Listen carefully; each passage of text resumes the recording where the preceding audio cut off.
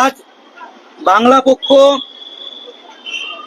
কলকাতার চৌরঙ্গিতে অবস্থিত পরিবহন দপ্তর, বাংলা রাজ্যের পরিবহন দপ্তর, বিহারের নয়, সেখানে আমরা ডেপুটেশন দিতে এসেছিলাম এবং আমি এবং অরিন্দম চট্টোপাধ্যায় বাংলা পক্ষর শীর্ষ পরিষদ সদস্য দুজনে মাননীয় সচিব, পরিবহন দপ্তরের সচিব সৌমিত্র মোহন আইএস ওনার সঙ্গে দীর্ঘক্ষণ আলাপ আলোচনা করলাম।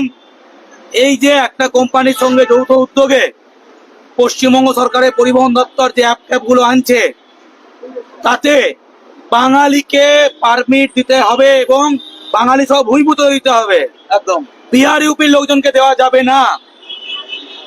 উনি প্রথমে বললেন যে যারা ইতিমধ্যে হলুদ ট্যাক্সি চালাচ্ছে তাদেরকে এই হলুদ ট্যাক্স প্রথম দেওয়া হবে, তাহলে তো এটা আবার বিহার হয়ে যাবে, বাঙালি তো পাবে না।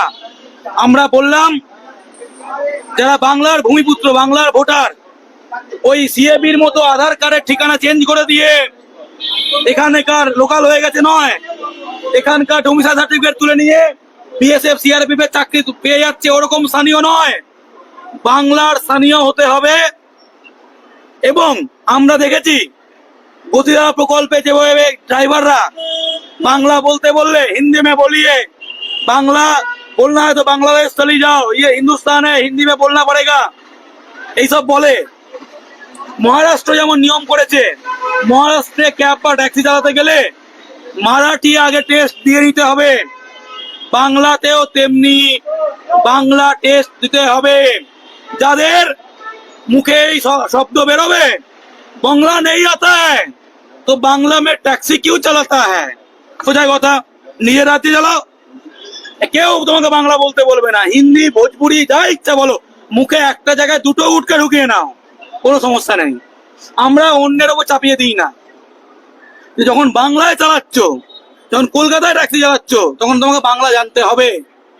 এবং যাত্রী সাথী নাম হিন্দি নাম হয়ে গেল, যাত্রী সাথী যে দিয়ে অ্যাপের নাম যে দিয়ে করতে হবে, যাত্রী সাথী, ওয়াই নয়।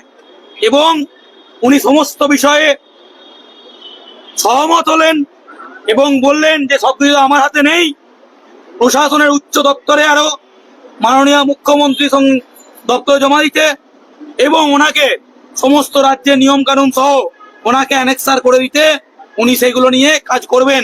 থাকবে মাননীয় মুখ্যমন্ত্রী বলেছেন বাংলার জনবিন্যাস বদলে যাচ্ছে, কলকাতার জনবিন্যাস বদলে যাচ্ছে, বাংলা স্পিকিং লোক কমে যাচ্ছে।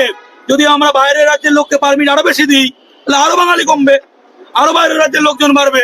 তাই মাননীয় মুখ্যমন্ত্রী যে বক্তব্য, পরিবহন দপ্তর নিশ্চয়ই সেই বক্তব্য বাস্তবায়িত করতে চায়। बांग्ला पक्ष की जानिब से भी लगातार सवाल उठाया जा रहा है कि बिहार के ड्राइवर को बंगाल से बाहर भेजा जाए। सुनो, एक बात किया ना, बंगाल का ब्यूटी है, बिहारी, नॉन बिहारी, उड़िया, तमिल, तेलुगु सबका हम अपने पास रखते हैं, बुला के रखते हैं। बात वैसा नहीं है। बात है, देखिए, जब बंगाल के लैंग्वेज के ऊपर अगर कोई बात उठाएगा उसके खिलाफ हम बोलेंगे। आप अपना लैंग्वेज में बात करो, कोई दिक्कत नहीं। हम महाराष्ट्र का जैसे नहीं है, यहाँ रहने से मराठी बोलना होगा, साउथ इंडिया में बोलने से उसका उससे हम लोग नहीं है। बंगाल उससे अलग है, बंगाल का जो भाईचारा है उससे अलग है। जो ये लोग ये जो कर रहे हैं इसमें हमारा भी दिक्कत होगा।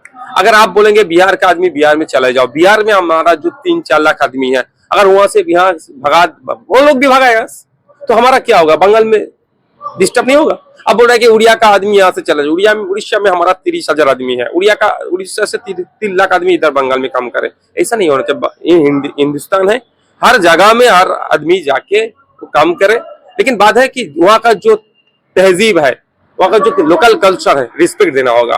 कानून भी उन लोगों के फेवर में नहीं है, क्या कहेंगे? ड्राइवर के लिए अलग सा एक्ट ले आना चाहिए, जो सामाजिक सुरक्षा इसको नहीं मिलते हैं, खास करके इनके साथ जो बिहेवियर है वो बहुत खराब है। हम आज जो ड्राइवर को जो बंगाल में जो कन्वेंशन हो रहा है, हम उसमें आए थे, भी कुछ बात भी उठाए। इनका जो खासकर जो मुद्दा है उसको हम बोला है, एसोसिएशन को बोला है कि आप मुझे लिख के दे दीजिए, हम असेंबली हाउस में इसके लेके चर्चा करेंगे। ऐसे नहीं है। एक ड्राइवर जो होता है ना, जानबूझ के एक मतलब मक्खी को, कुछ जानवर को भी नहीं मारेगा, आदमी को तो बहुत दूर की बात है एक्सीडेंट। हो जाता है एक्सीडेंट। एक्सीडेंट मतलब तो एक्सीडेंट होता है ना, हम लोग भी तो गाड़ी चलाते हैं, एक्सीडेंट हो जाता है, तो जानबूझ के नहीं होते, लेकिन फिर भी हर वक्त जिम्मेदारी ठहराता है ड्राइवर को, ये होना नहीं चाहिए। ड्राइवर तो हम आपके घर से ही होते हैं, कोई तो जिससे कोई आसमान से नहीं आया ना, वो लोग भी तो ह्यूमन बींग्स है, वो तो आदमी है, वो लोग जानबूझ के थोड़ी किसी को मारेगा। हाँ, कुछ कुछ ड्राइवर लोग पी आके चलाते हैं, उसके खिलाफ हम लोग हैं। हमारा जो ये एसोसिएशन है, हम चाहेंगे उसको भी लेके आगे चर्चा करें। जो ड्राइवर्स है उसको मेंटली काउंसलिंग करेगा, कैसे कैसे सहना चाहिए, क्या क्या होना चाहिए। দেখুন দুটো জিনিস আছে, একটা হচ্ছে তাদেরকে শোষণ করা হয়, তারা যে শ্রম দেয় শ্রমের এতে তারা মূল্যায়ন হয় না, এটা বন্ধ হওয়া দরকার, শ্রমের মূল্যায়ন করা দরকার। দ্বিতীয় হচ্ছে যারা আমার ভিডিও দেখছেন, আমি অনুরোধ করব যারা অর্ডার করলেন স্বাভাবিকভাবে, কিন্তু আমরা অর্ডার করি একটু ফাস্ট আসার জন্য, সবাই চাই তাড়াতাড়ি চাই, কিন্তু আমি অনুরোধ করব তারা রাস্তাঘাটে তারা বাইক নিয়ে যায় বর্ষাতে, এতে হ্যান করে ত্যান করে, তো তারা তাড়াতাড়ির জন্য অনেক দুর্ঘটনার কবলে পড়ে যায়। অনুরোধ করব এইভাবে করবে না। আজকে আমরা আসছিলাম, একটা ফ্লিপকার্টের একটা ডেলিভারি বয় গাড়ি নিয়ে যাচ্ছিল, রং ড্রাইভ করছিল বাইক নিয়ে, আমি তাকে হাত ইশারা করলাম একটু ধৈর্য সহকারে আসতে। কেন?